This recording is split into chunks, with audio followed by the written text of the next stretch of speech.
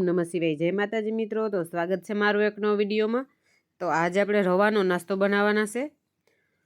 તો આપણે રવો લઈ લઈએ અને એમાં આપણે દહીં નાખી દઈશું થોડુંક, અને આપણે સારી રીતે હલાવીને ઢાંકી અને 5-10 મિનિટ મૂકી દઈશું। તો આવી રીતના જે દહીં આપણું શોષાઈ ગયું છે, તો આપણે એને સારી રીતે પાણી નાખતા જઈએ અને હલાવતા જવાનું છે। તેમાં આપણે મીઠું નાખી દઈએ, થોડીક ચટણી નાખી દઈએ અને લીંબુનો રસ નાખી દઉં, અને આપણે સારી રીતે હલાવી લઈશું આ બેટરને। કે જે આપણે ઢોકળા મૂકીએ અને આપણે જે ઢીલું બેટર રાખીએ એવી રીતના આપણે બેટર કરવાનું છે। તો ચાલો આપણે પહેલાં હલાવી લઈએ અને પાણી નાખતા જઈશું।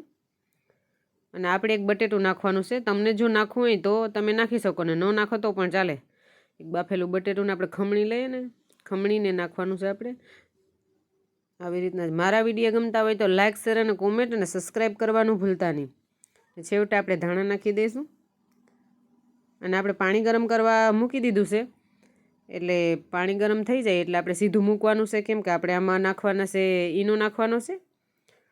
ને જો આ વાટકી બધી ગ્રીસ કરી લેવાની છે તેલવેથી। ગ્રીસ થઈ જાય એટલે આપણે ઈનો નાખી દઈએ અને સારી રીતે હલાવી અને વાટકી ભરી અને આપણે ઢોકરિયા કુકરમાં મૂકવાનું છે। લગભગ તો આને ઇડલી જ કહેવાય છે, અને ઇડલીના વાસણ આપણે ન હોય તો આવી રીતના આપણે ઢોકરિયા કુકરમાં પણ મૂકી શકીએ છીએ। આવી રીતના આપણે ઢોકરિયા કુકરમાં બધી વટકી મૂકી દેવાની છે, ને થોડુંક બેટર વઢેલું છે એટલે ડીશમાં પણ મૂકશું। જ્યાં બધી રેડી થઈ ગઈ છે, જો કેટલી મસ્ત અને સરસ બની છે, ને પોચી પણ એટલી જ બની છે। મસાલો નાખો એટલે આપણે આવો કલર થાય, અને જો મસાલો કે ન નાખો તો વ્હાઈટ થાય। તો આપણો નાસ્તો રેડી છે। તો ચાલો તમે પણ બનાવજો અને મને કોમેન્ટ કરીને કહેજો। ને દહીં સાથે અને ચટણી સાથે આપણે સર્વ કરી લીધી છે।